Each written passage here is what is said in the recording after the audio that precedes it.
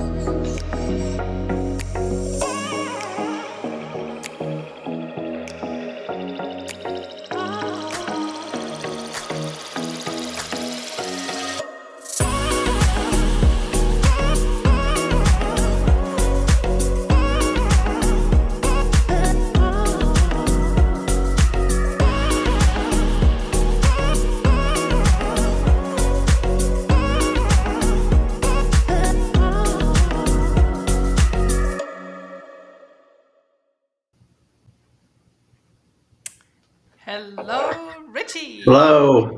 Hey, Hey, Natalie. How you doing? I'm good. How are you? Doing all right.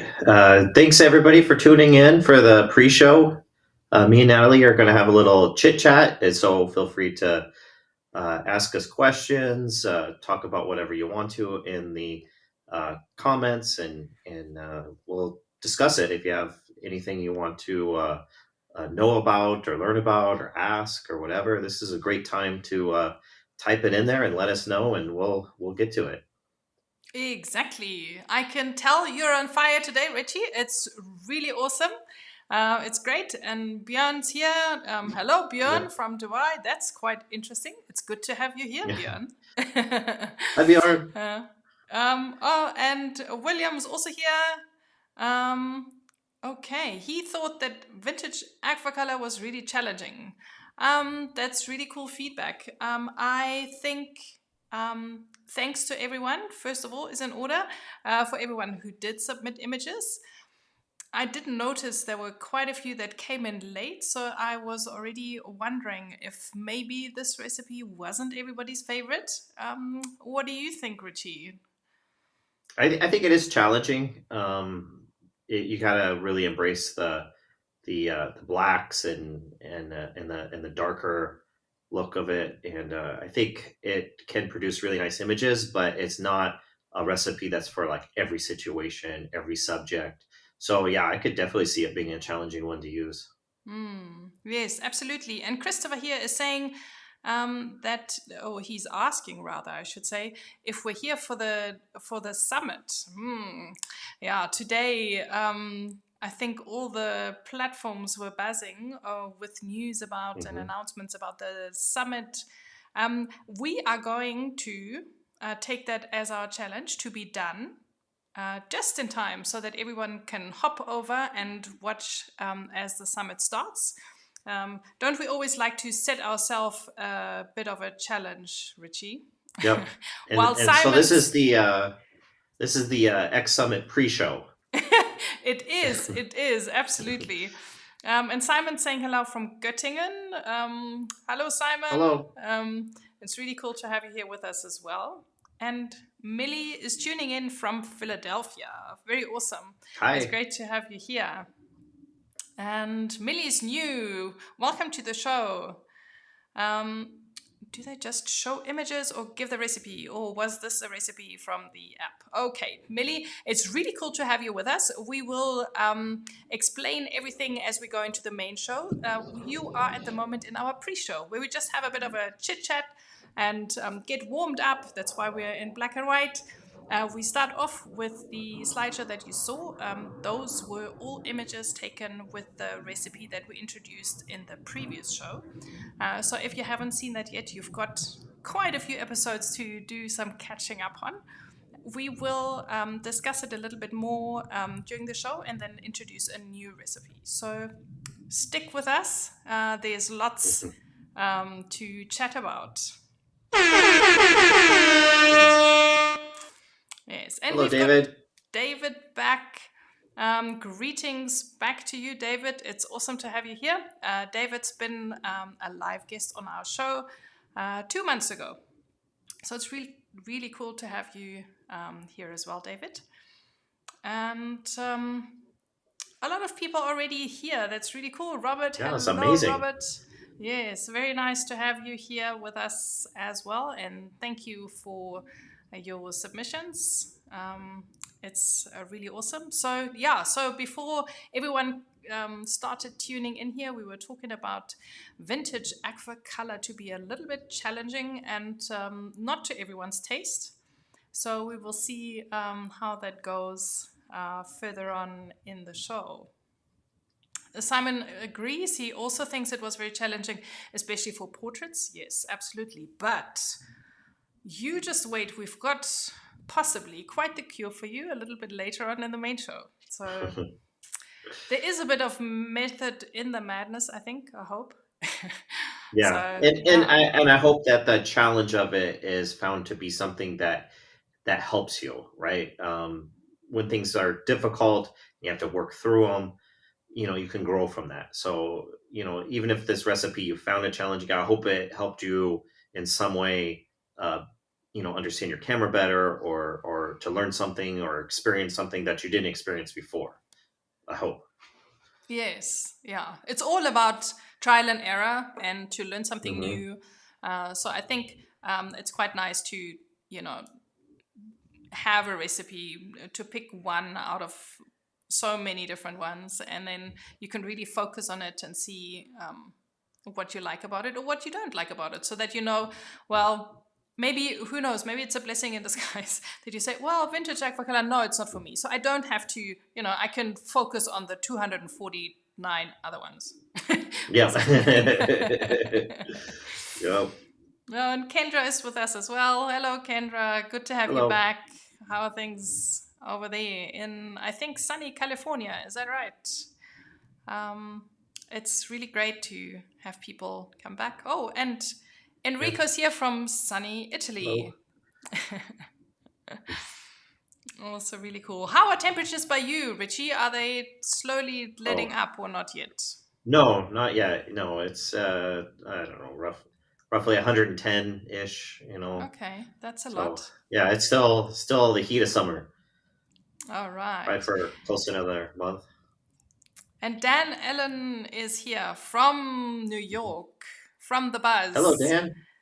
Yeah, From he the is in Buzz. the And heart of the buzz. yes, he is. Actually, he's in the heart of Kodak country. Okay. Um, Yep. which is also cool. So, Yeah. um, very, very nice.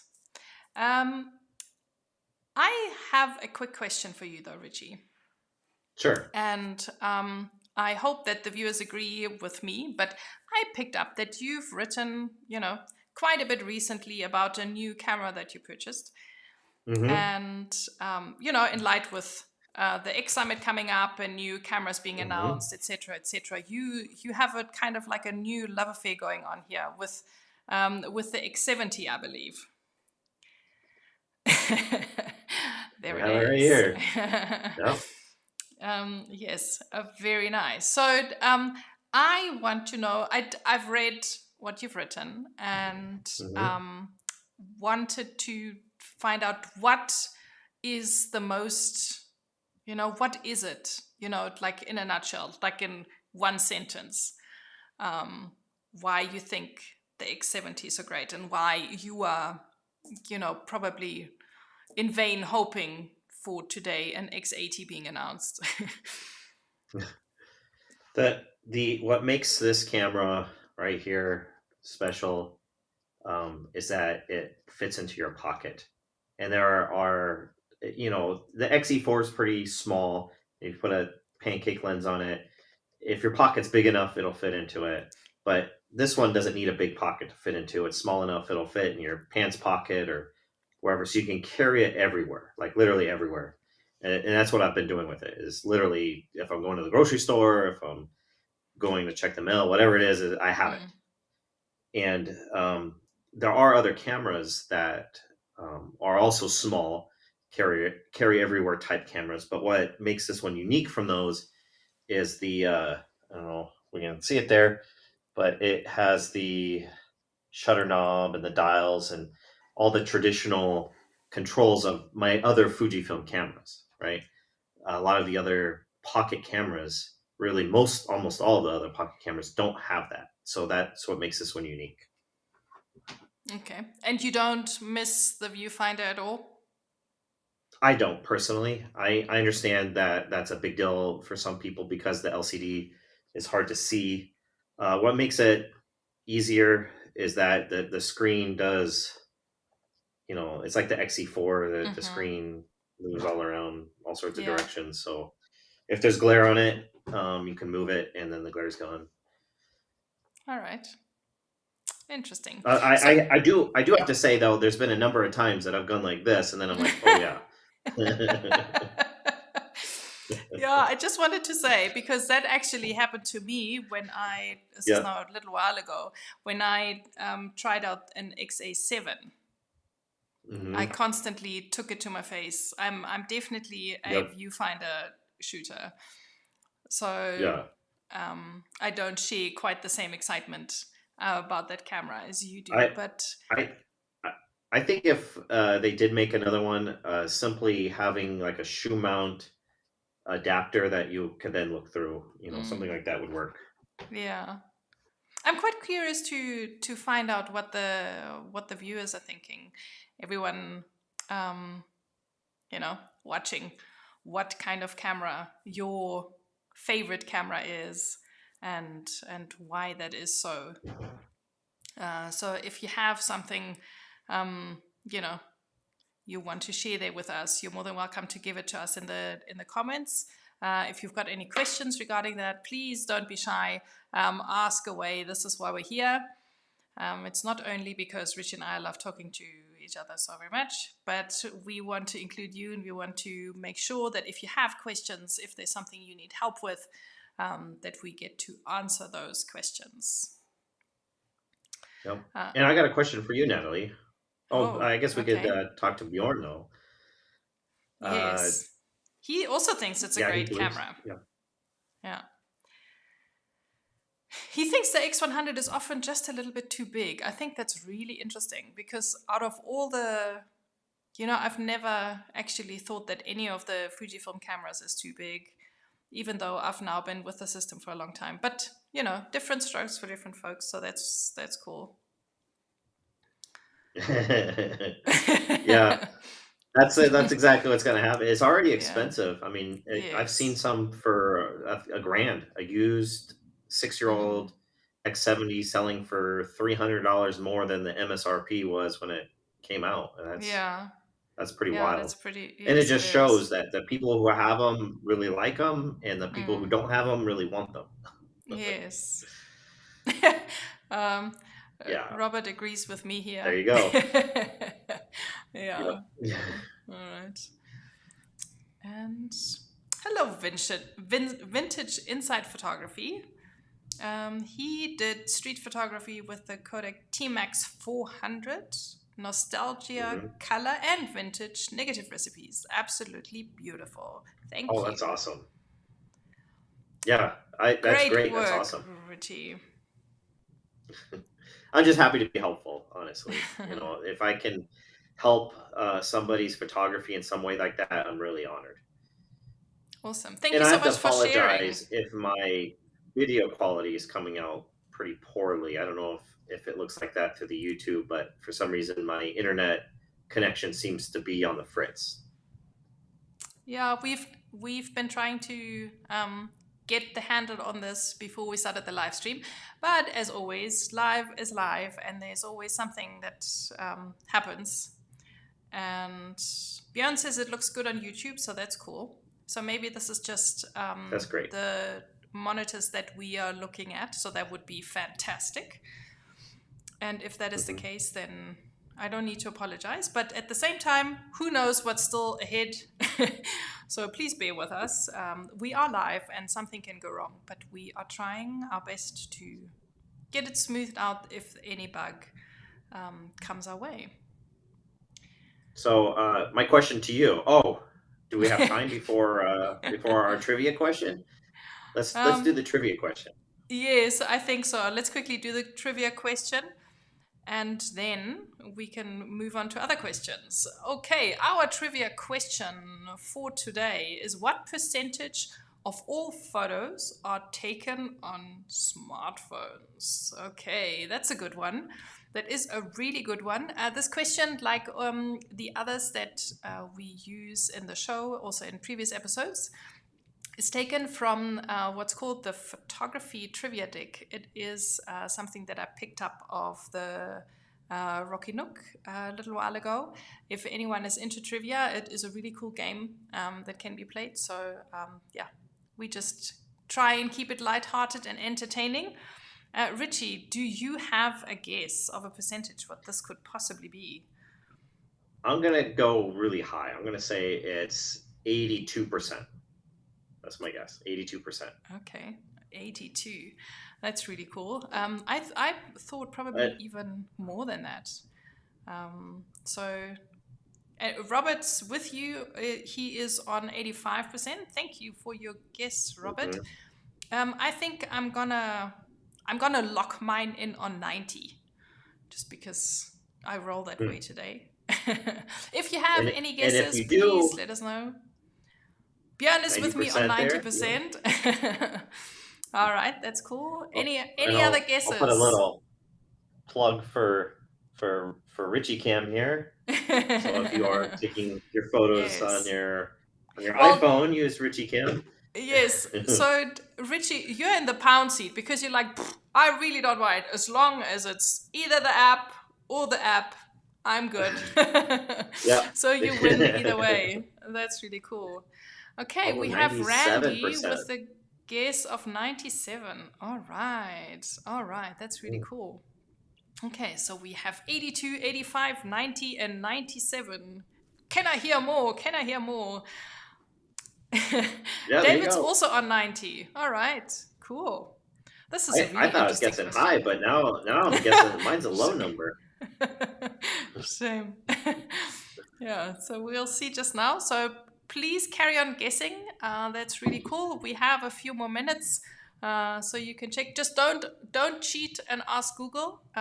We just like to have a little bit of fun and get our brain cells moving a little bit. So nothing too serious. No prizes to be won. No. Just a noddy badge that you got it right or wrong. All good. Bring in your guesses, and maybe now is a good time for you to ask me that question that you wanted to ask. Yeah. I wanted to ask if you have gone on Netflix and seen the show Devil in Ohio. It's a new series that just came out. Have you seen that? That is so funny. I went on Netflix yesterday to check it out, but my agenda didn't allow me to actually watch it. But I have added it to my watch list, and depending on how today goes, I may start with the first episode. Okay. Have you seen it? So that I'm not going to give. I'm not going to spoil anything, but there is a big surprise at the end. So, not spoiling, giving anything away. All right. Yeah. So yeah, you'll have to watch it all the way through, and then your jaw will drop at the end. And I'm not going to say anything more about that. But okay. The reason I bring this up, and everybody's probably like wondering, like, what does this have to do with Fujifilm and straight out of camera and all that stuff? One of the lead characters in that show, Gerardo, he plays the police officer in there. He shoots Fujifilm cameras and uses the film simulation recipes and has the Fuji X Weekly app on his phone and even the Ritchie Cam app on his phone. So he's very much a big fan of this whole community, and he's a part of it. And so just wanted to give that little shout out there to him. So yes, go watch Devil in Ohio on Netflix. Yes, very, very cool. I remember quite a while back, we discussed this offline during a preparation for one of the shows. And and I read the interview the other day on your blog. So there's that background information. And I thought in preparation, because I never quite know what kind of questions you may shoot my way or whatever it may be, I'm like, I better get clued up about this. And well, at least I've checked, and it's definitely, on my wish list. It will be watched in the next couple of days for sure, and looking forward to it. And I think it's really cool that he is as keen a photographer as he is. I mean, he seems, with the photographs that I saw, he's really accomplished. So yeah, we need to, support each other in this, definitely. Yeah. Very cool. Do we have any more guesses for our trivia question? Is there anybody else who wants to have a try? In the meantime, I have upside down. I have the card in front of me, and the card has the answer. So we've seen Björn's guess, we've seen Robert's guess, and we have seen Randy clocking a whopping 97%. We have 90 also from David. So let's just, check in. So we started Ritchie with 82, we have 85, we have 90, and we have 97. Ritchie, can you give us a drum roll for the results? Yeah. There we go. Yay. So, yay. Hold on a second. The answer is 85%. Wow. So, Yay. Ritchie, you were extremely close, and I think the Noddy badge for this evening or for today goes to Robert. Congratulations. Very cool guess indeed. Robert. Guessed it exactly. Yay. And we found our sound effects already. So, hold on to your horses for the main show. That's all I can say. Yeah, but that was really cool. Yep. Yeah, that is quite something. I think great guess, Robert. Camera manufacturers must not be too happy about that percentage, but oh well. It is what it is. And I think it goes to show that if they did include more integration with the cell phone technology into the camera somehow, they really need to start pulling from that and incorporate it into the bigger cameras, I think. Yes, absolutely. But exciting times ahead. More exciting times also, obviously, thinking about, the X Summit coming our way. So, yeah, with that, we are all, interested to see what's going to actually be revealed. We'll talk a little bit more about that in the main show. And, the time is moving swiftly along. If there are any more questions, you can ask them quickly now or hold them for during the main show. We are still always open to questions and want to hear from you and are happy to answer them. But I think since it's, just a little bit over a minute to go, we should wrap this up and say that we will see you in the main show. What do you think, Ritchie? Are you ready? I am ready. I am very ready. All right, let's do this. Yes. Okay, fantastic. Alrighty, with that said, we will see you all in the main show. Ritchie, I'll see you on the flip side. And don't go anywhere. We'll see you soon.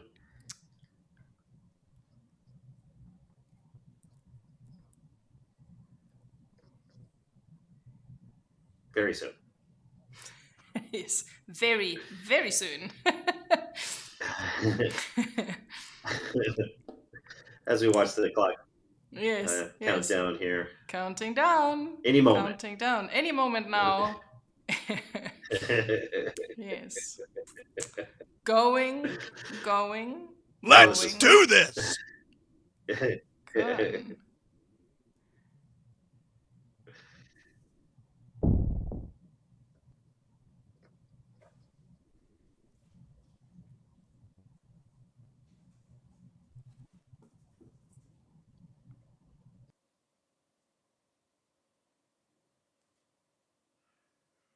Let's do this.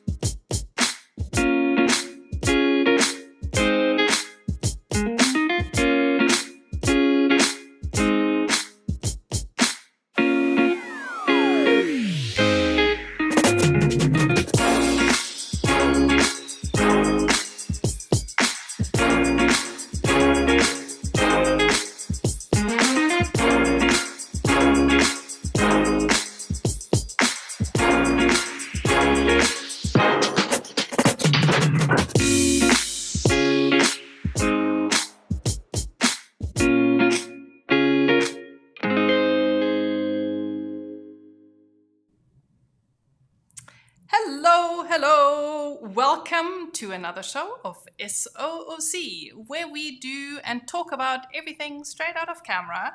It is wonderful to have you here with us. For everyone who's just tuned in, my name is Nathalie. I am talking to you from Johannesburg in South Africa. And for everyone who's already been watching the pre-show, thank you so much for sticking with us. And sorry for the little wobble there in between. We are obviously in episode number 7. And the show is called Kodak Portra 400 because that's what's coming our way a little bit later on in the show. If you are new today, welcome. It's great to have you here with us. And I would like to just quickly let you know SOC is all things straight out of camera. We are focusing on Fujifilm film simulation recipes to make your life quick and easy so that you can focus on shooting JPEGs without having to go through the schlep of editing, and you can focus on the actual experience of taking photographs. We're trying to make it easy and quick and get you beautiful looking images straight out of camera. I am not here alone. I am here with my host, and I would like to give a warm welcome to Ritchie Roesch from FujiX Weekly, who is here with us to talk us through a whole lot of things that we've prepared for you. And here he is. Hello, Ritchie. Welcome to the show. How are you doing? I'm all right. I'm doing all right. How are you doing? Yeah, I'm good. Thank you. Thank you so much for sticking with us as well. We've just had a bit of a chit-chat in our pre-show. So everyone who's been with us already, thank you so much for, staying tuned in. We've had a couple of people who are tuning in for the first time, which is always super exciting. So if that's you, let us know in the comments. We want to send a nice warm welcome to everyone who's joining in for the first time. We have Pilot Pete, who's joining us from Hollywood, Los Angeles. Well, that's very awesome. Thank you so much for tuning in. It's wonderful to have you here with us. And we do this every month. Ritchie and I are tuning in once a month on YouTube and have one recipe that we choose from all the awesome recipes that Ritchie has created for us on his FujiX Weekly app. And we challenge you to photograph with that recipe for a month, and then come back a month later, share with us, upload some images that you've shot with the recipe, and share in your experience and what you thought of the recipe and how you liked it. This is if you've tuned in like right from the beginning, where this viewer slideshow comes in. Those are images that have been shared with the viewer by the viewers with us, and we compile that little slideshow, and check out what everyone's been getting up to. And we'll look at some more images a little bit later on in the show. So Ritchie and I, we both choose some that we want to talk about. And we're really honored and just that you guys took time out of your day to join us. And we're here for you. Ask us questions, give us some statements, and let us help you in your Fujifilm journey, in your straight out of camera journey. We want to partner with you in your photography in whatever way that we can, whatever capacity. And so that's what this show is about. So it's about you, and we're honored that you tuned in. And just don't hesitate at all to type away in the comments to let us know what you're thinking, what you're wondering, what you want to know. And we hope to help you with that. Yes, absolutely. This is why we're here, and enjoying new people, and also, of course, the people who come back month after month, which is really awesome. So thank you guys for your amazing support. You can share away, invite other friends to join us on the show as well. We'd love to grow this community because we know there are a lot of us out there who enjoy shooting with recipes. But we've got this big old news advert here, like right in the middle. So let's jump right in there. We have quite a few news that we would like to announce here. As always, we are starting out with the 10-year of X-mount celebration that Fujifilm is holding this year. And this month's theme officially is travel photography. And I thought that's a really cool plug for us, isn't it, Ritchie? Because we have talked about travel photography before. Yeah, it sure is. So 2 months, Yeah, 2 episodes back, we spoke about that. Mm-hmm. Yeah, so we give you some ideas for some recipes to use for travel photography. Ektachrome 100 SW, dramatic classic chrome, and vibrant Velvia, depending on what camera you're using, maybe depending on where you're doing your traveling to. And it was in our Eterna Bleach Bypass episode. So go back and look for that one if you missed it. Yes, exactly. So we will be sharing a link in the comments at the end of the show as well, so you can find your way straight. And if you are watching this not live, but a little bit later, you can check in the description of the show. You will find the link to that show as well. So you can, check it all out. There are really some interesting recipes to help you along if you are traveling and you're stuck for some inspo. So that was the first part of our news. Together with this 10 years of X-mount, we had a call to invite you to share some images with you of that you shot with your Fujifilm cameras, like right in the beginning when you started your Fujifilm journey. And we thought we celebrate viewers' images like you see here on the screen. This one is one of Ritchie's first Fujifilm image, which is obviously really, really cool. And we invite you to share an image with us that really made you go, oh wow, this is really cool. I get this straight out of camera, or I get this, from a Fujifilm camera, whatever it may be. You can use the normal upload link and tag the image with 10 years of X-mount so that we know that this is where the image goes. And we will share that later on in the last episode of the year with everyone. But we are galloping ahead with the news.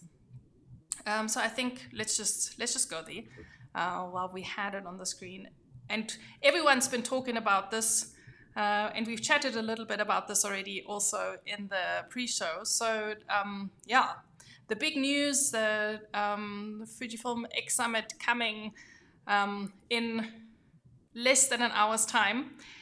And we tried to be done with this show, so by the time this goes live, so that you can go smoothly from one live stream to the next. I'm quite excited to hear what's actually officially going to be announced and what the show will be like, and how this will all unfold. Do you have any hopes, fears, wants? What is your expectation of what's coming today at the X Summit, Ritchie? Well, I think I have a lot of hopes and wants, but my expectations are that Fujifilm will announce the XH2 and a couple of lenses. Lenses are always great. Whenever you have more lens options, that's always wonderful. So, that's probably what I'm most excited about of all of it. And then maybe the next X Summit, maybe it'll be something that I hope or want. Yes. In the X double digit department, we were just talking about it in the pre-show, but Ritchie is secretly hoping for an X80. I'm sure everyone who's reading Ritchie's blog knows about that. We will see what happens. Yeah, so if you have any views on or hopes what's coming up in the X Summit, please share that with us in the comments.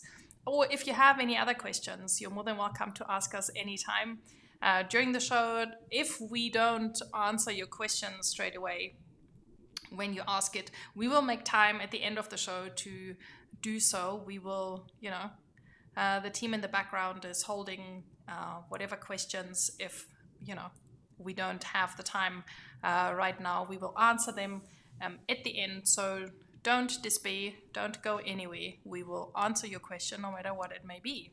So don't hold back and ask away.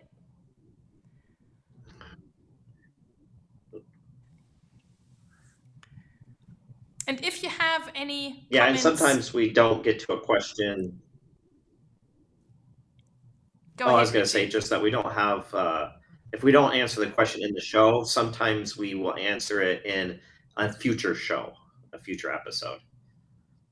Yes, that's a very, very good point, because sometimes it's a really good question and there's more that can be, answered to that. So whatever the question is, we'll get to that. And yes, we hear you in X Pro 5. Okay, you're ahead of your time, but we will see when that may get announced. Okay, or even an X Pro 4. Yep. Yes, that's a bit more likely. But yeah, it's good. Mm. And yes, the camera remote app. Maybe. The camera remote app. There were, talks about it. I think, well, in a way, I think maybe they take a little bit more time just to, really dedicate time to, get it a bit more refined, because we all know we love it. And then again, it sometimes lets us down. So we'll see about that. And Pilot it's Peak better to wants get an it right. XT5 with an XT3 screen. Yes, I'm with you 100%. With you 100% there. Oh, there you go.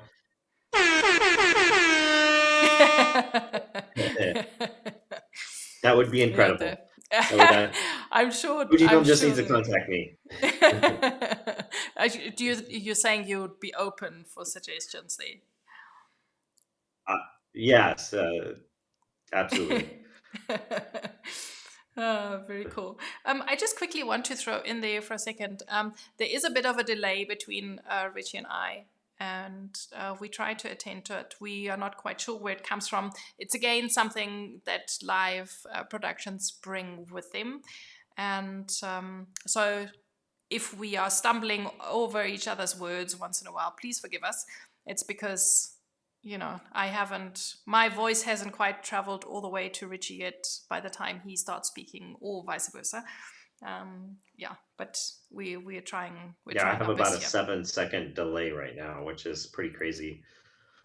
Yeah, that is pretty long. So please forgive us.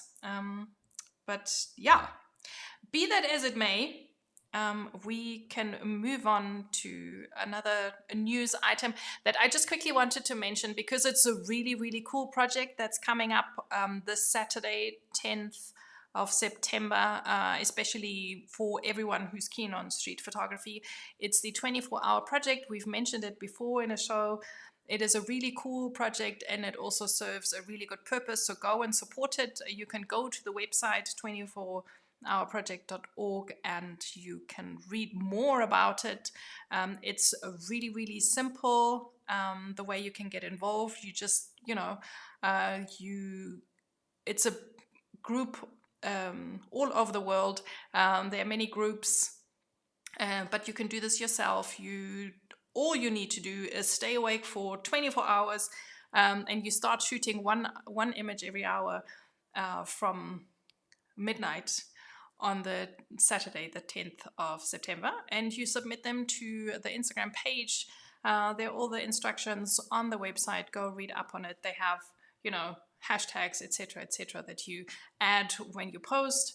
And you can register to make sure that you're, in the system with them. It's absolutely free. It's a wonderful experience.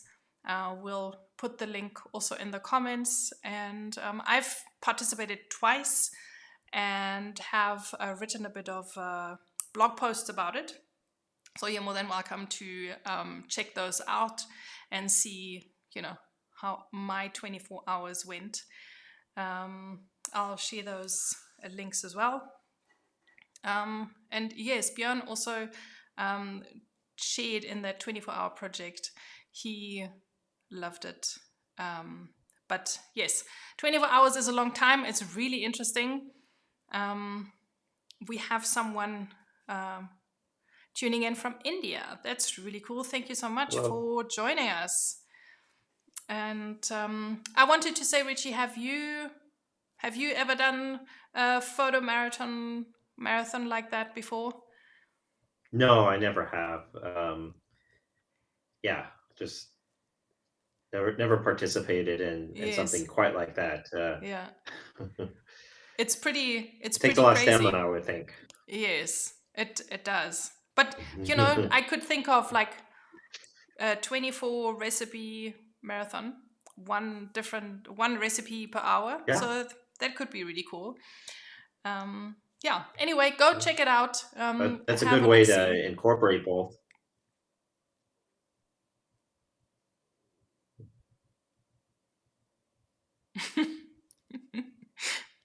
Sorry, Ritchie. But yes, go check it out and see if you have the time. Moving on to the tip of the day. We get quite a few questions. I pick it up a lot in the different forums, and I'm sure, Ritchie, you also get this question quite a bit. So we thought we've spoken about this before. But I think it's, important enough to, talk about it a little bit more and a little bit more in detail. And this is, how can I figure out which recipe I've shot with after I have taken the picture and probably downloaded it from my camera?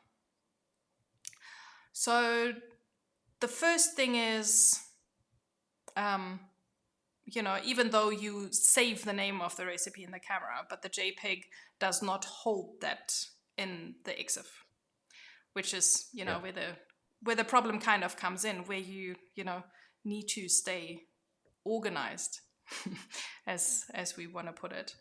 So there are different ways how people help themselves, and I've picked up something that I thought was quite interesting, and that is, you have Q1 to 7 in most of the cameras, and some people, before they start shooting the actual photographs, they hold their hand in front of the camera and they take a photo of the number of fingers, which, depending on what recipe is in your C1, 2, 3, 4, in this case 5 menu of the camera. And I don't know about you, but I only have 5 fingers. And I count the German way. And I'm quite keen to hear what Ritchie has to say, but I was taught to count 1, 2, 3, 4, 5, 6, 7. And you see where the problem comes in, right? I need 2 hands to count to 7. So either I can shoot only with 5 recipes, or I can maybe adapt. And Ritchie, help me out here. Is it the American way of, how do you count from 1 to 5 with your fingers? The same as you. Oh, 1, really? 2, 3, 4, 5, 6, 7. Yeah. Okay. So then maybe it's a British way. I'm not quite sure. But my husband taught me, don't be silly. This is not how you count. You count 1, 2, 3, 4, 5, 6, 7. So there would be your answer on how you can, this would be 1 to 5, and then this can only be 6, and this can only be 7. So if if this is something that can help you, then totally unrelated to anything straight out of camera, but who knows? We learn something new every day.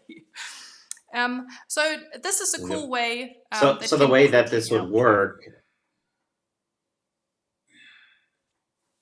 Yeah, so the way that this would work is that when you move your thing, let's say to C2 in your custom presets, you would, before you take any pictures with it, you would snap one picture really quick of 2 fingers. And then when you get to that, all the pictures after that until you see another picture of your hand with fingers is with that recipe. Yes, thank you very much for clarifying this. I don't think I was very clear to start off with. So thanks for making sure that I'm not just trying to teach people how to count with their fingers, but that this is supposed to help you to remember which recipe you shot with. Another quite useful tool can be a website. I've tried a couple of apps that make the rounds, which I never found that they really give you a good result. If you need to get back to the metadata of your image, this website is very reliable. It's greybeard.org.uk. We'll share the link in the comments at the end of the show and in the description as well. It still doesn't give you the name of the recipe, but with looking at the different parameters in the EXIF, you can kind of reverse engineer what recipe you shot with, which can be really useful. And Enrico's saying, actually, you can guess the film simulation and some of the JPEG parameters from the metadata. Digicam can display them. So I think this is another app. Some do.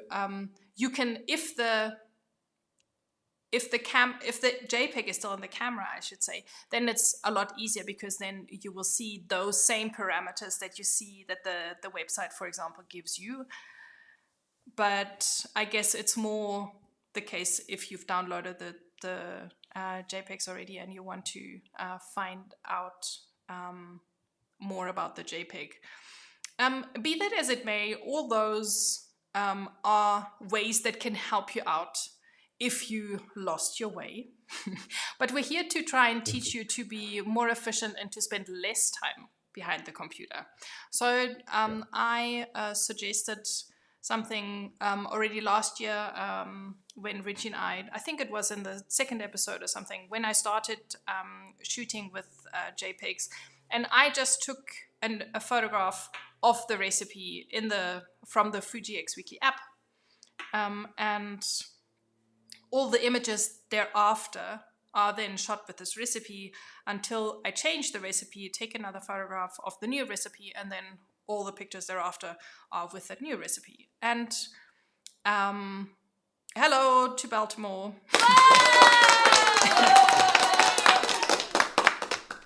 And I tried different ways, and I thought maybe taking a photo every time, maybe it's a little bit too much. Maybe I can shortcut this a little bit now, that I'm shooting more often with JPEGs and I'm getting more experienced or whatever. And I just, whenever I did not stick to my system, I just always felt a little bit lost. So I do recommend this, definitely tried and tested for me. And this is how I do it as well. That's my personal method of keeping track of what, ever since Nathalie suggested it. I thought it was pretty ingenious. So yeah, that's what I do when I change the recipe in the camera. The first picture, I take a quick snap of the app with that recipe in it, and then I know from then until I take another picture of the app with a different recipe in it that all those pictures were captured with that recipe. Yes. So very cool. I'm glad we got to share that with you, so you can try it out and see how that works for you. It clearly works for the both of us. Mm-hmm. Very well. Yep. Moving along swiftly to my favorite part of the show, Not really, because they're all my favorite parts. We have recipes for you that we recommend for everyday use. A lot of people have asked for many different occasions, but everyday always comes up as well as, really important. You want to load one recipe or maybe two recipes that you can use for any kind of situation that you find yourself in. So we've compiled three that we can recommend to you, that you can shoot no matter what you find yourself in. And we have selected some from that you can use with different sensors as well. So we are starting out with a really cool one for the latest Extrons 4 sensors, and that is Fujicolor NPS 160 pulled. And I'd like to hand over to you, Ritchie. What it makes this recipe stand out, and why can we use it like in any situation? So this Fujicolor NPS recipe is really nice because not only do you get the great classic negative palette, but it's a very kind of lower contrast, lower saturation version, and probably more importantly for being able to use it in every situation, it uses the auto white balance. So um, really, it doesn't matter if it's bright daylight, if it's indoor artificial light, or anything like that. If you're doing portraits, if you're doing landscapes, you can produce really nice results with this recipe. So just it's one of those ones that you could put in C1, use it all the time, no matter what, and you probably get really good results in almost every scenario with that recipe. And it is for the X Pro 3 and newer cameras. Yes, a really, really cool recipe to try. And like Ritchie said already, the auto white balance plays a big role in being able to use this recipe for any situation, because you won't get any funky white balance shifts. This is also the case for the Kodachrome 2 recipe that we chose for anyone that shoots with Extrons 3 sensors, isn't it? 2. Extrons 2, sorry. Extrans 2. It's for Extrons 2 cameras. You Yeah, can obviously also, newer cameras can also use it. But it is another really If cool you have one. like a Bear model, you can use in that too.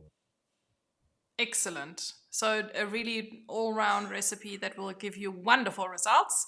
And we have a third one in the mix, which is the Pro Neck High, which is also a really versatile recipe, and another auto white balance one. Yep.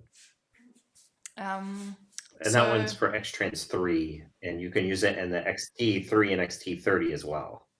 Yes. So as always, we're covering all our bases, and want to make sure that you can choose something no matter what camera you're shooting on. So give them a try, and if you want, take a screenshot so you have a visual reference of the different recipes. And we hope you find something that you like, find useful for every day. Yep. However, today we have been already looking at the viewer slideshow with images shot in vintage Agfacolor, and there is some more images to come. It's the recipe we introduced in the last episode, and we've received a number of images from everyone. Thank you so much for submitting the photographs you've taken over the last month. Please do share with us in the comments if what you thought of it, how you liked it, what your experience was with it. We have a couple of samples that Ritchie and I shot, so let's go have a look-see how we use that recipe. Yeah, so this one here, you can see that it's a little bit darker because I like to, with this recipe, I like to take that exposure compensation dial, turn it down a little bit, not be afraid of getting some blacks. And when you do that, like you notice the blue in the sky, it just turns this kind of like teal color almost, and it produces a really interesting look, and it really becomes a vintagey kind of aesthetic when you do bring that exposure down just a little bit. Yes, yeah. It's always cool to check out the sky and how the different recipes Mhm. render the blue in the skies. Not something that I can say about my first sample image that's coming up next. I just enjoyed the light and the look of it. No blues in there at all, but nice and Mhm. vintagey. So I quite enjoyed that. Yeah, and I didn't have much for breakfast, so now I'm hungry for some bread. Sorry. So yeah. You're spending a lot of time So looking into the again, I sky. captured the sky. I am. Especially I like clouds. It can be interesting, and so I just saw this one kind of between the trees, and took a picture again, bringing that exposure compensation down a little bit. It does look like the clouds are blown out a little bit. That's just because of the YouTube stuff. But if you saw that picture outside of YouTube, it doesn't. It's not, the cloud isn't blown out. Mm. Yeah, it's very, very cool. Very nice. I love clouds too, but I love flowers more. Or at least I've been on a recent hunt for some spring flowers, and this is where I captured this image, and I just love the how this purple and green come together. So Yeah, it's a vintage beautiful agricolor picture. definitely works for this scene. Thank you. It also works for this one though. Very cool. Yeah, but it's springtime where you're at, and the flowers are coming out. And in my experience also is that this recipe does really well for flowers, and for especially get those purple and lavender flowers and stuff. Mm. It's You get some really interesting results. Yeah, this just behind the behind the wood fence there is a tractor, and I didn't want to trespass too much to get a picture of it, so I tried to incorporate that into the composition. Yes, very nice. And I think it's very cool. And I love all those palm trees. And just to, close it off with a little bit of humor, it also works really nice on, fur and pink tongues as well. So, but we want to have a look at what the viewers shared with us, and we've selected a few, which is, by no means crit of any images, but we just pick and choose as we feel, what kind of images, really make the recipe stand out, or what kind of different things you can expect when shooting with a recipe of the month. So shall we dive into Yeah, we what can't we've share them selected? all. Yep, let's do it. And yeah, I wish we could share them all, and but just for time's sake, we can't. And so that's why we do the slideshow at the beginning and the end that show all of them.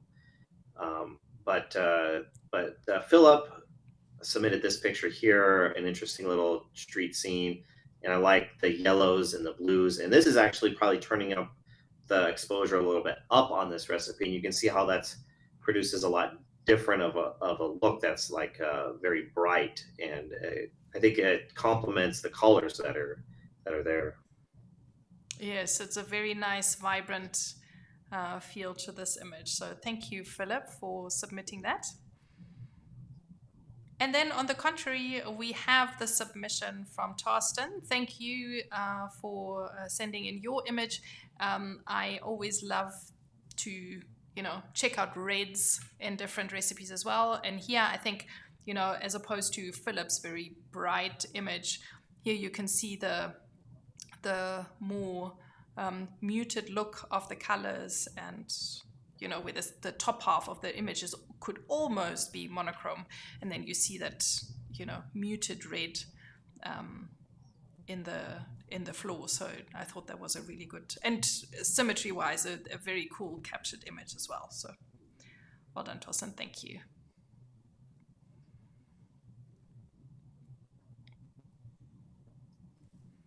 And then next here we have Robert sent us this picture, shared with us this picture of a classic airplane. And not only do I think the subject's kind of cool here, but you can see how the greens and the blues are handled by this recipe. Get an idea for how those colors will render when you use it.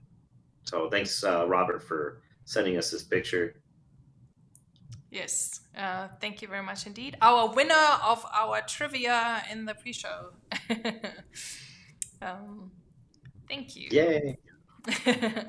And then we have this really cool capture from Stuart, who has clearly been somewhere where you can find camels. A very awesome scene, and that cyan is just so cyany in the sky and in the reflection. So very well captured. Absolutely love it, and very vintagey in Agfacolor.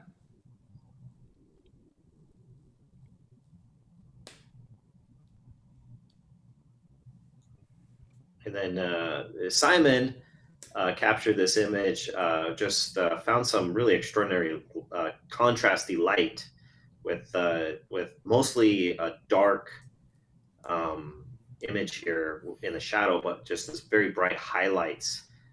That's actually a really tricky picture to capture, just because it's easy to overexpose it. So well done as far as that goes. Not that we're critiquing, but yeah, I just the highlights really stand out to me in just how they're just a little bit there on the left, the bottom left.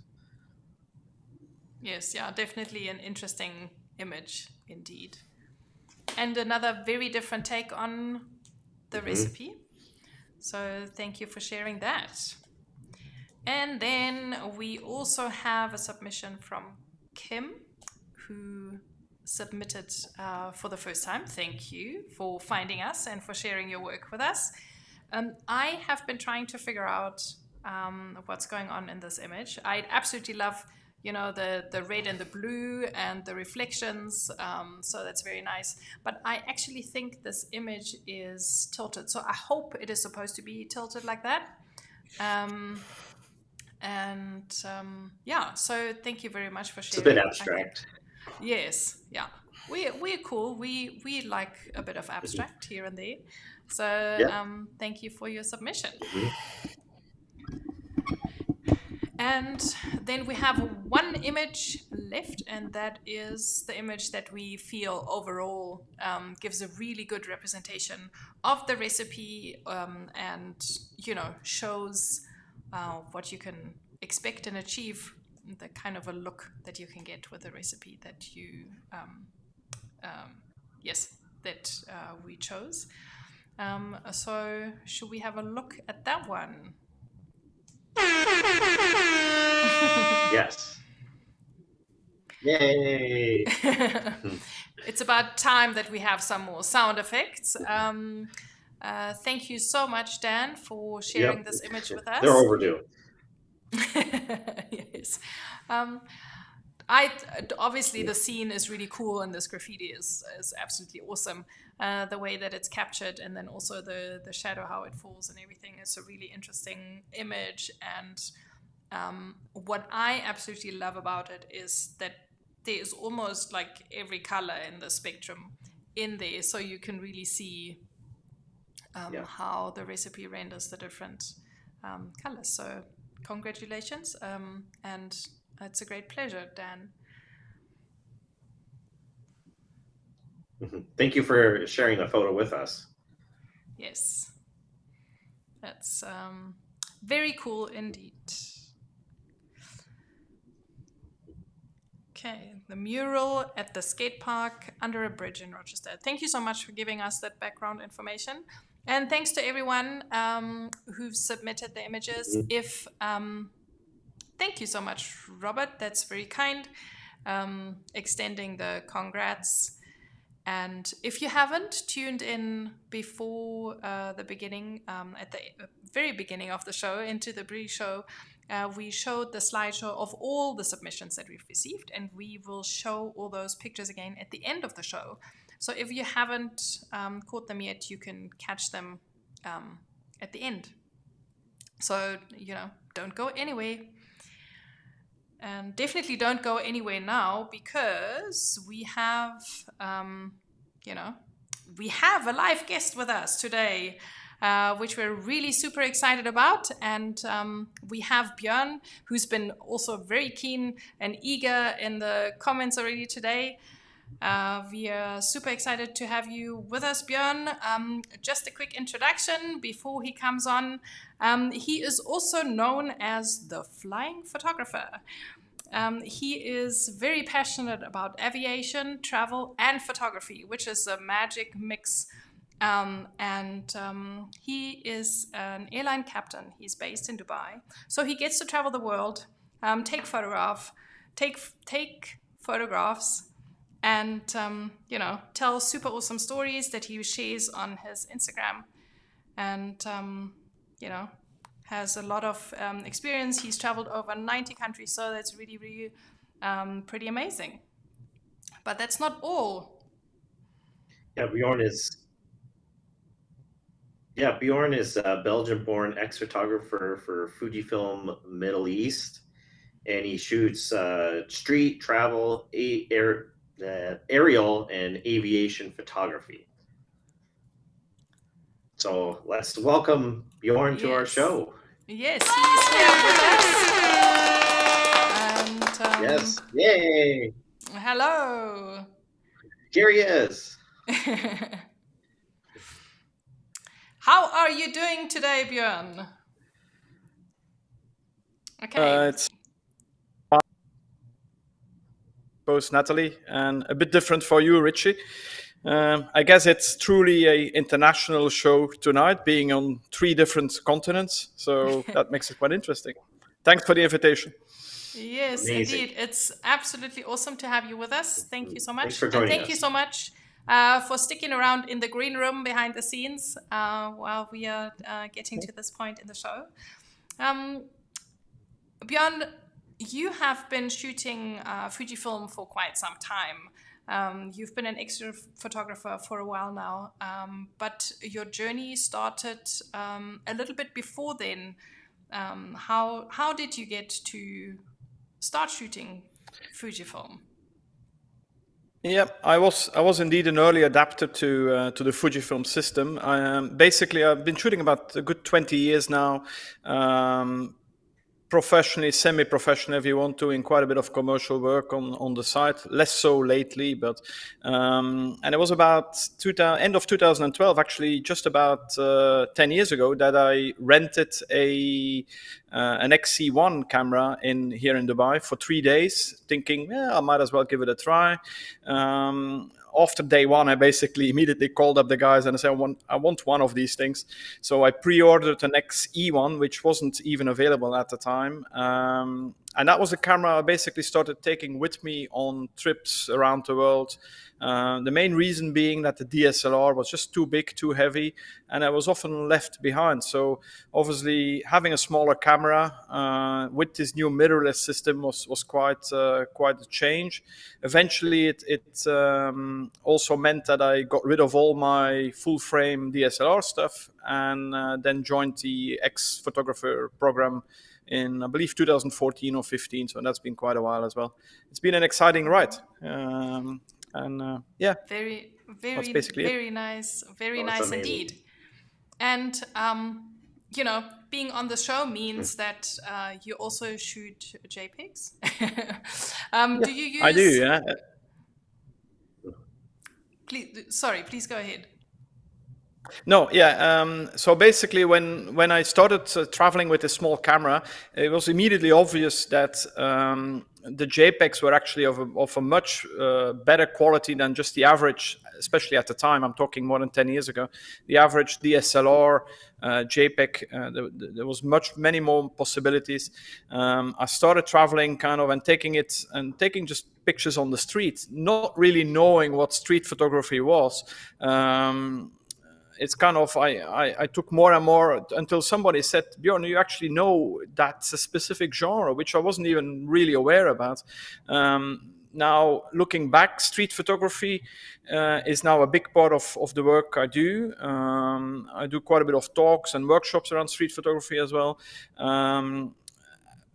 People sometimes ask, what is the definition of a street photo? To me, and it's who are we to say what it is, right? So to me, it's kind of capturing human life in public spaces, mostly candid, not necessarily. But the big thing is that street photography doesn't necessarily have to have people in the shots. It could just be an overflowing garbage bag or something like that in a street corner, which obviously is showing a lot of human element or the lack of respect and stuff like that. So it's quite a wide range of photography, and I really enjoy it. Kind of, it's probably my top two next to aerial photography. Is definitely street photography. Yes. I'm sure there are a lot of like-minded people in the audience, and I know Ritchie also does quite a bit of street photography. You've got some images here I do a little, to show us. You do a little. Yes, you can. Let's have a look at a few images. The first image that hopefully is going to come into view now. To me, street photography can be done in different ways. The first, often it's being referred to as the 3 Fs. The first F stands for fishing, and fishing is really when you stand in a certain place, and when you actually, the background or the foreground in this case here is in place. You're just waiting for the correct or the good subject or person to move into your scene and then click the shutter. This is an image consisting of four squares, all shot in camera. There's no editing done. Even the square format was actually pre-programmed in camera. And what we're looking at is basically, for the people, because it's relatively small, it's one of these walkways or travelators or whatever they call these vertical escalators. And at Brussels Airport, they basically put on some stickers at the lower side, which I found was a great idea, just to keep people busy trying to kind of frame images like I've done here. So that's a typical fishing kind of technique. That's the first F. If we move on to the next image, which would be under the following kind of concept. And in following, you don't stay necessarily at the same place, but you're actually moving around, like these two guys carrying this table through Manhattan on a cold winter day. And basically waited, you probably can't really see it, but the phone booth on the right has a title, something like Freeze Your Fat. There is an ice cream truck in the background, all make it quite an interesting setup, obviously. And again, shot in camera. There's no editing. There's no kind of. I believe it was shot probably in classic chrome, if I remember well. So that's the second F, fishing, and then following. The third F, since it's a family show, it sounds like duck, but it starts with an F. If you can move on to that image, it's basically. It's when you walk around and all of a sudden you're confronted with a scene and you say, I have to take a picture of this, right? So it's kind of, it comes out of nowhere. And it highlights the fact that obviously we should always be ready with our cameras. So I see so many people walking around the city with a lens cap on the camera. If you come across a moment like this, you're never going to be ready to take the image, right? And it's perfectly fine just to take the images in automatic mode. You don't have to be fiddling around with apertures and shutter speeds and stuff like that. If you want to capture a moment like this, it's all about the moment, isn't it? So Yes. these are the 3 Fs. I think it was Matt Stewart, a famous street photographer from the UK, who actually came up with this concept. But it's something which is often taught in street photography circles. Yes. I have seen the images before the show. Well, thank you for sharing that. You know, yes. So, but you know, for a moment, you probably had some people worried with your introduction of the last image, not knowing exactly what's going to be shown. But yeah, these are very, very cool images. And quite the, you know, thank you for sharing also the feedback, the background information on that. And the fact that, you know, they were shot in camera. I think that's a really great statement to, you know, to all of us why we're here and what we are talking about. But there is more to your work, Björn. You don't only do street photography as such, you also set yourself some personal projects that you shoot like on an ongoing basis. So you sent us some images to tell us a little bit about some of them. Yep. Personal projects have always played a big role in my photography, especially if you feel a little bit down or if you feel kind of a little bit lack of inspiration. A personal project can be great for that. What we're looking at here is a project I titled White, and it's actually shot on the JFX system. It could potentially be done on an X series as well, obviously. You can see the format is a little bit bizarre. We're obviously looking at two different images, which are basically put together. They shot in a 65 to 24 aspect ratio, which is a bit of a strange number kind of thing. Ritchie might know this, but it actually comes from the X-Pan cameras, the film cameras made in the 1990s. I think it was a consortium between Fujifilm and Hasselblad, I think, where they're basically putting in two 35mm frames next to each other. Makes for a very interesting kind of aspect ratio. And that highlights as well the fact that shooting in camera is not only just programming a film simulation or a film recipe. It could also be just setting up a certain aspect, shooting in square, or in this case, in this wide panoramic kind of image. If we can move on to the next one, which is still part of the series as well. As I said, I kind of always try to bounce off each other and often work with contrast in my images. Not really contrast in a photographic way, but more in a content way. You have this posh villa at the top there in Dubai with the Burj Khalifa standing out. Not really my cup of tea, but... and then this lonely facade, this house they may be starting to build one day. It's all about contrast here.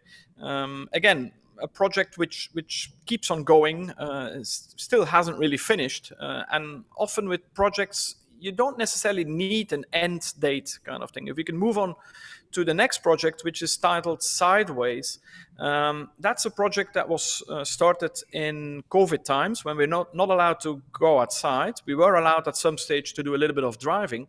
And I basically documented these road trips around the UAE, the United Arab Emirates, through the side window of my car, just lowering the window and basically shooting whatever I came across of.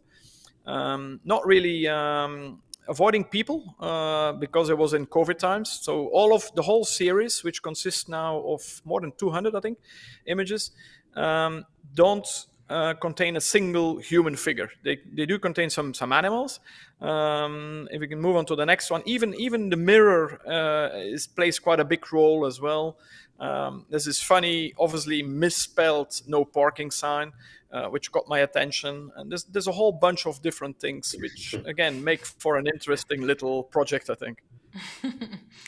Yes, it's very nice, and I enjoy the rearview mirror, how you incorporate that in there as well. It's nice. A lot of food for thought there.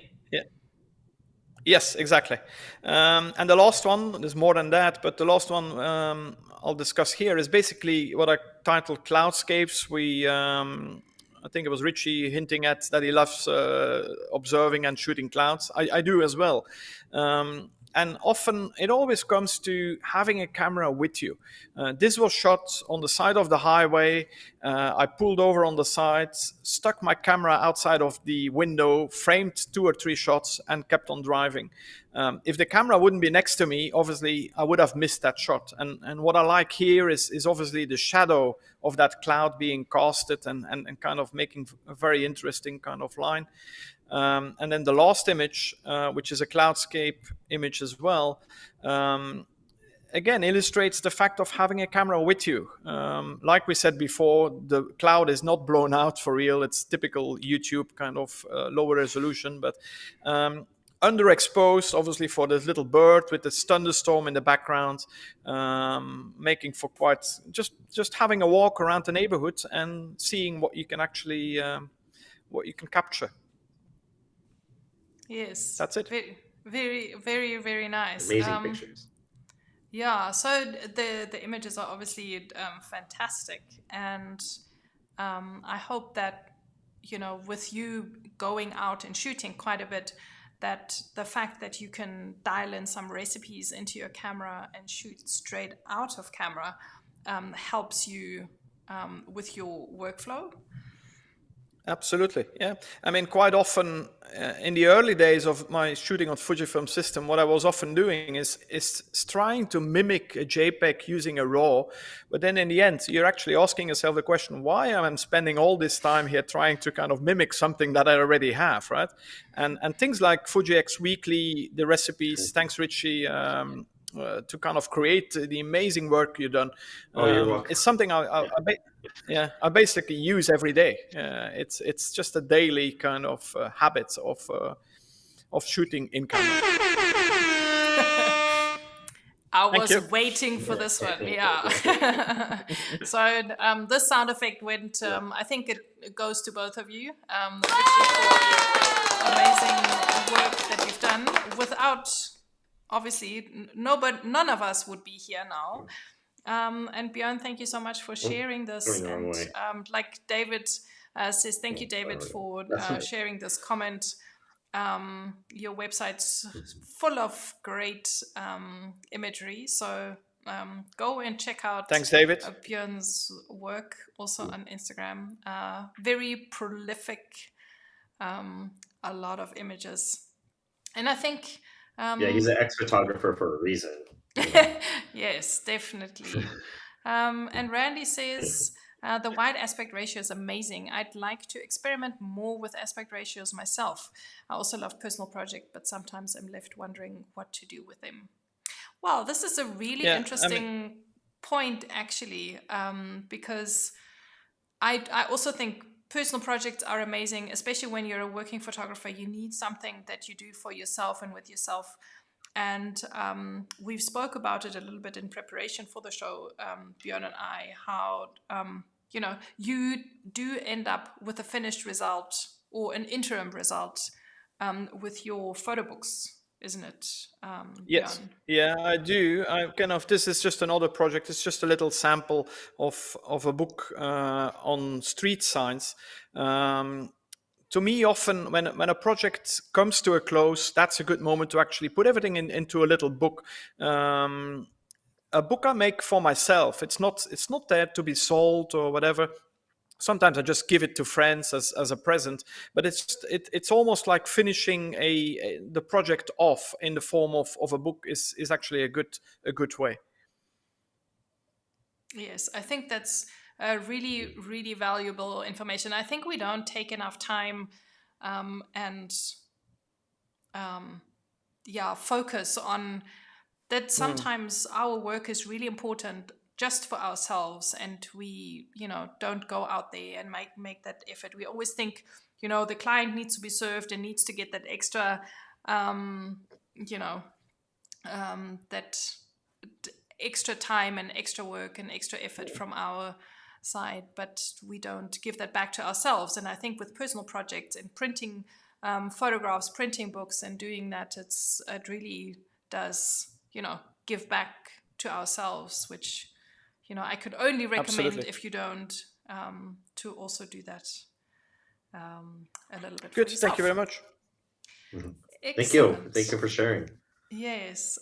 So we're going to quickly hop on over to the next part of the show. Björn is still with us, so no need to be worried there. We're just moving him off the screen for a moment. While we're hopping into what's coming next, we're finished with vintage Aquacolor, which I'm sure by the comments some people are quite relieved about. And we are hopping into the opposite end of the spectrum, if I can, put it like this, because we're looking at Kodak Portra 400. And I hope a lot of you are, jumping and are joyful about that. And thank you to Ritchie for creating this recipe for us.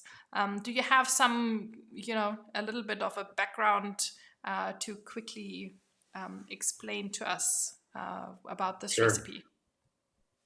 Yeah, so Kodak Portra 400 film is about 25 years old now, roughly, I think. And so it's been a very popular film, especially amongst professional photographers that use film. It kind of came at the very end of the film era when film was king, and it like right away became a top film. And the emulsion has had a lot of different variations and versions and updates and stuff over the years. You can still buy it today. It's very expensive. But the recipe was actually made with the help of one of the Fuji X Weekly audience members who took some Portra 400 film and his Fujifilm X camera, took pictures side by side, and then the two of us worked together to actually make it look like his images captured on his Fujifilm camera match the film as best as possible. Of course, one film can have many different looks depending on how it's shot, developed, scanned, how you're viewing it, and all that. A whole host of factors, even temperature of the water or anything like that, all sorts of things. And so it does a really good job, I think, in a lot of situations of actually giving you a Portra 400 aesthetic straight out of the camera. And it's one of my personal favorite recipes. I really like how it renders pictures, and I know a lot of you guys out there like it as well. It's very popular. And so I'm super excited that we get to shoot with this over the next month. And I can't wait to see the images that you guys capture with it. Yeah, wow. And there's Dan, who clearly still shoots film, and he just paid $85 for a pack of 5. That is a lot. Well, that's crazy. Yeah. Thanks to the work that you're doing, Ritchie, that we get to shoot it for absolutely zilch. And yeah, I also can't wait to jump right in it. And the great news is we have different variations to choose from. Oh, there's Stephen. He's looking forward to it. Yay. Yay. Okay. All right. That explains that we didn't see any images from you. Well, it's good that you tried, but, I'm very happy that you're more excited about Kodak Portra 400.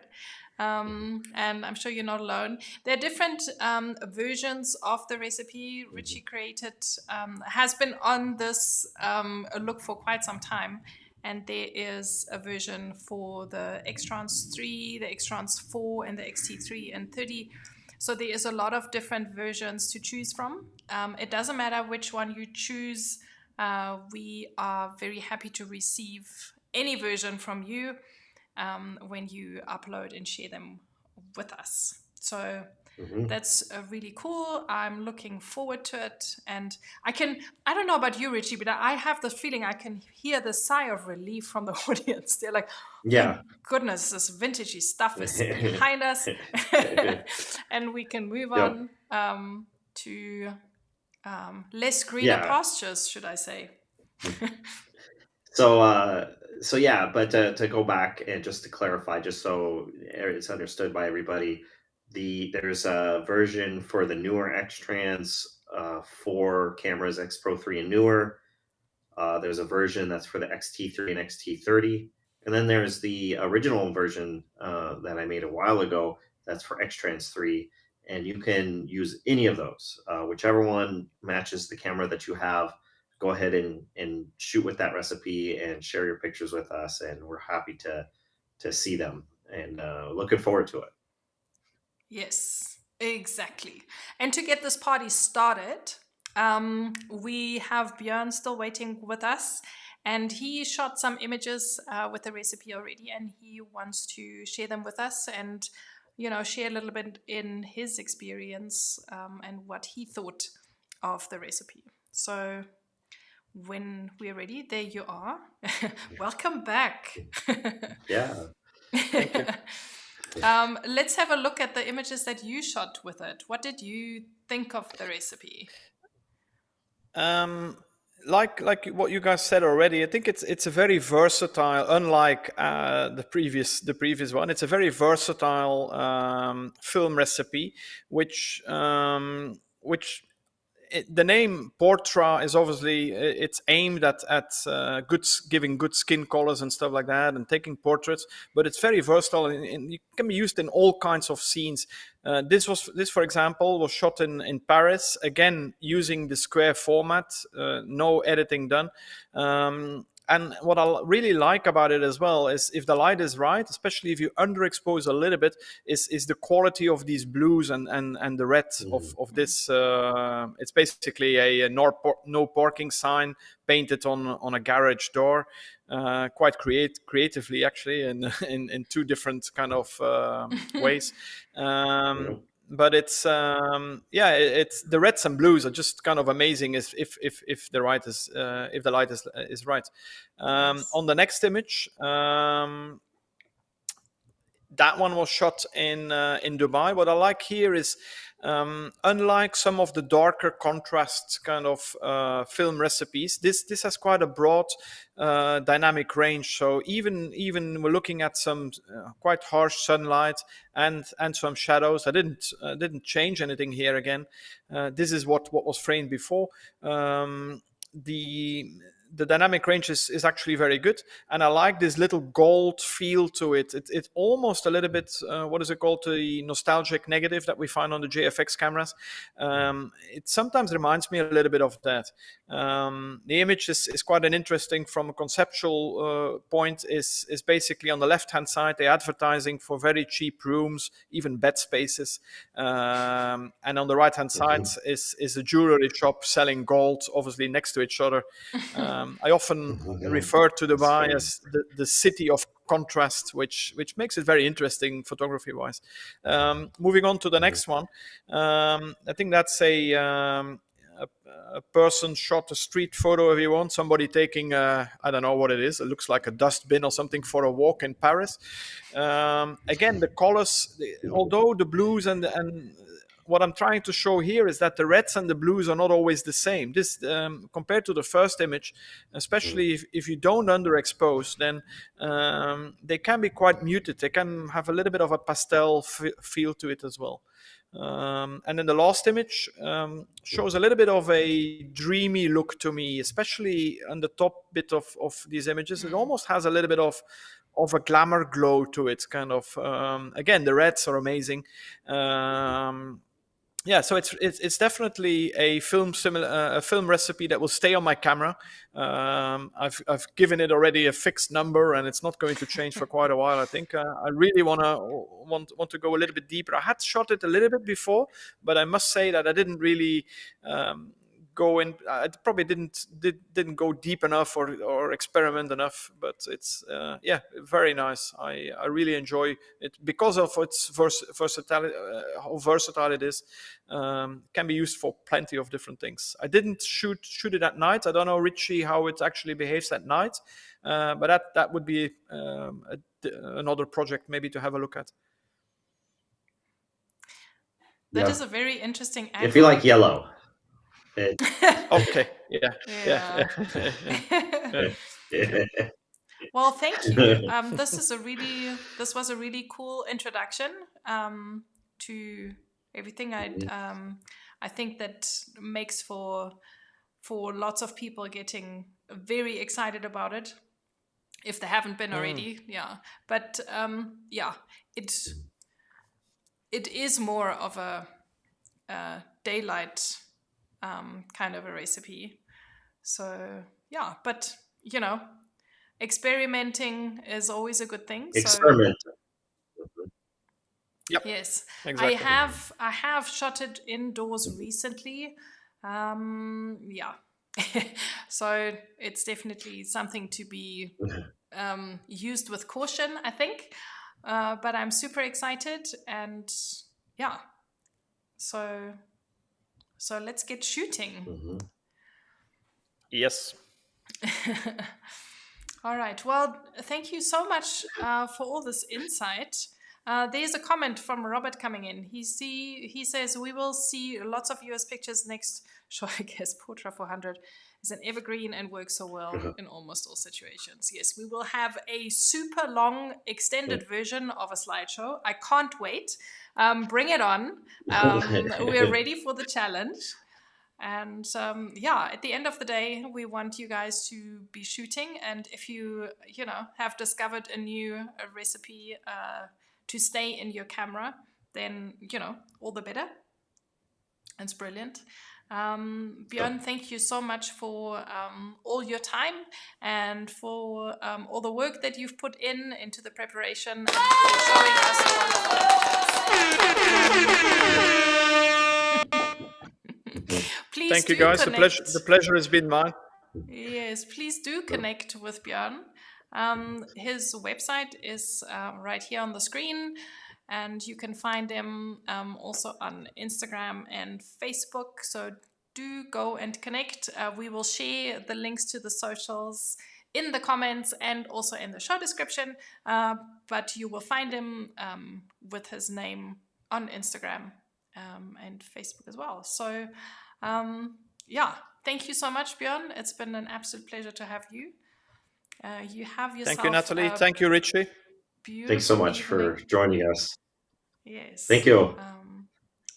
Definitely, everybody check out Bjorn's work. Check out his website. Check out his Instagram. All that stuff. Yes, great stuff. Thank you so much. Have a beautiful evening. Good evening and good morning. See you. Bye. Bye-bye. Yes. Bye-bye. Bye. It is some very fabulous work, I think, and also an extremely good introduction to the next recipe. I did not realize what duress we were putting our audience under with the choice of recipes. Yeah.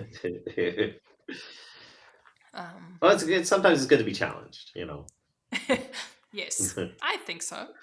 I must say I absolutely loved it so far, and I am looking forward to lots more, and very happy to be shooting maybe a few more people in the process in the next couple of weeks.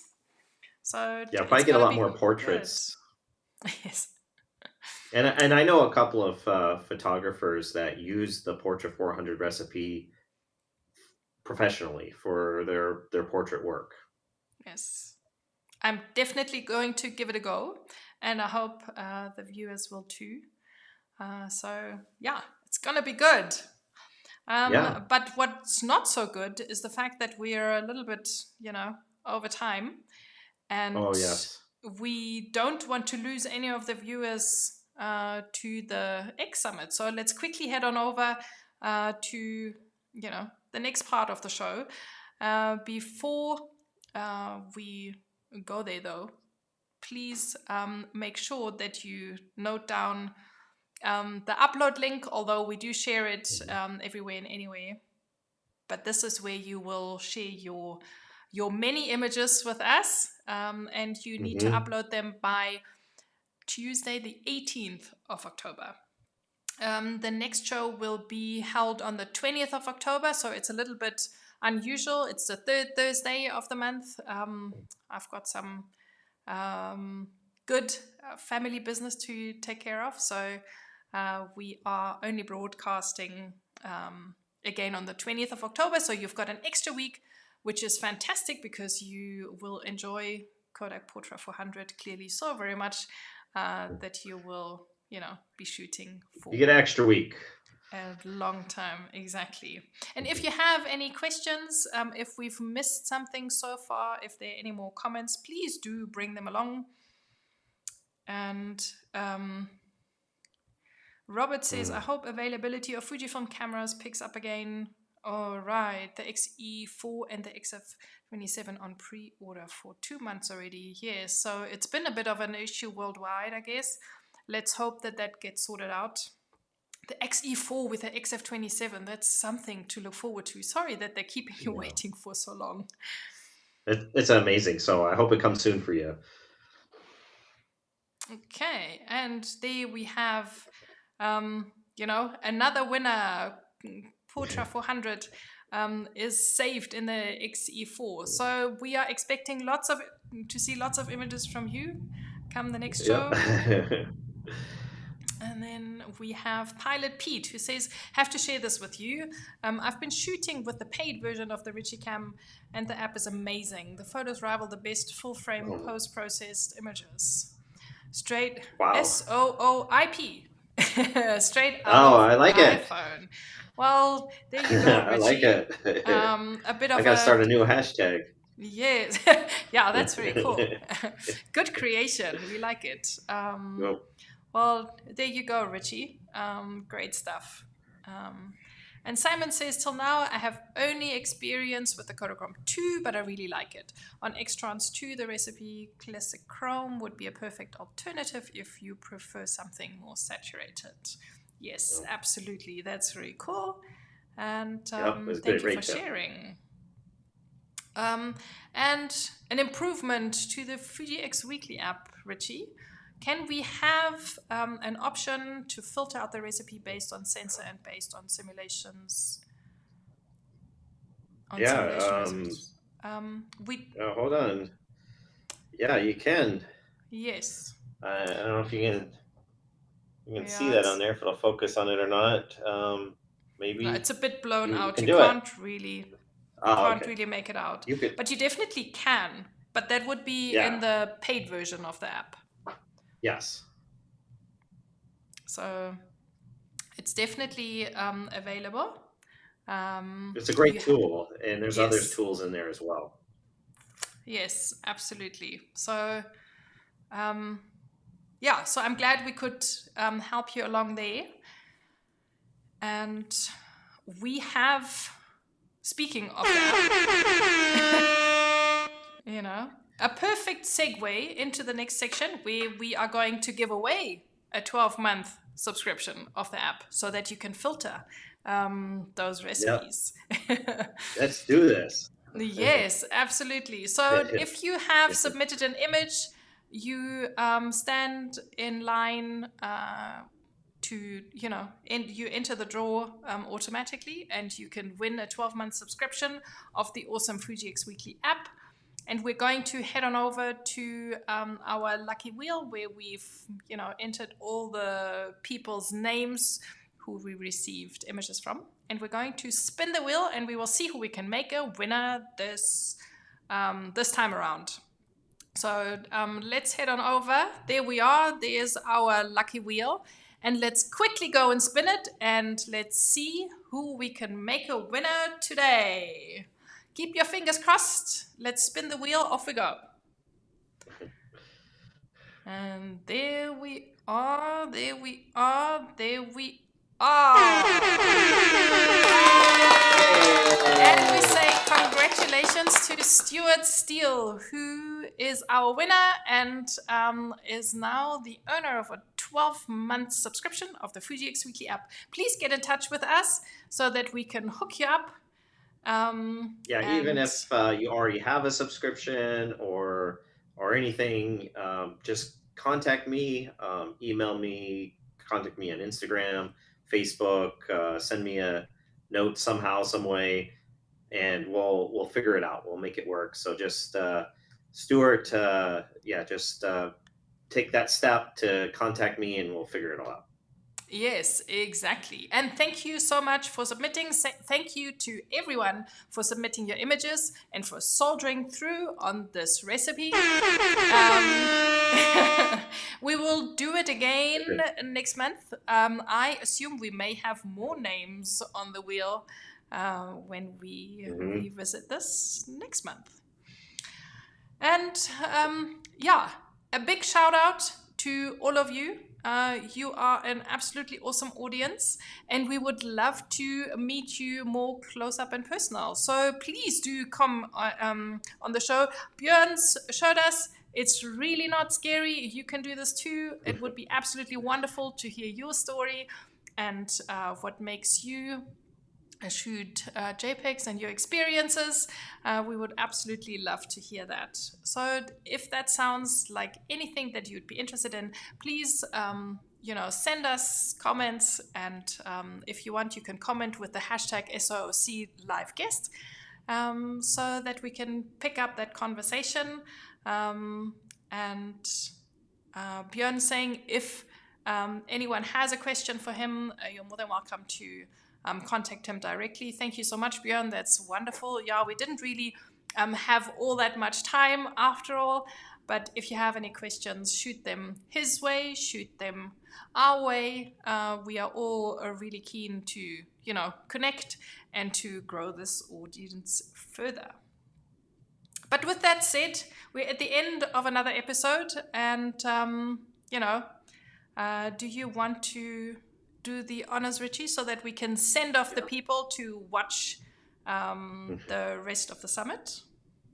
Well, I just want to say thank you to everyone for tuning in, for coming on the show. It was a really nice episode, I think. I think this one really was good, and I hope you got something from it, learned something, or were inspired in some way. And we just appreciate your time so much, and thank you for tuning in. And now it's time to go after this show ends and you've had a chance to see the slideshow. You don't want to miss that, right? The viewer slideshow will be right after this. And then after that, go on over and watch the X Summit.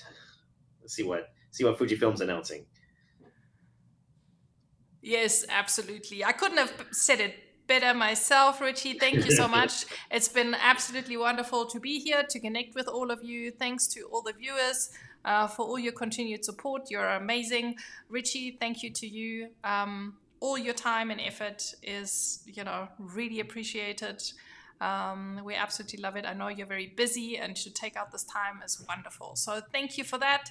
And, it's time to, do the slideshow thing so that we can do the X Summit thing. So it's goodbye from all of us. Have a wonderful evening, day, month shooting Kodak Portra 400 fabulous images, and we will see you again on the 20th of October. So until then, keep safe and keep shooting.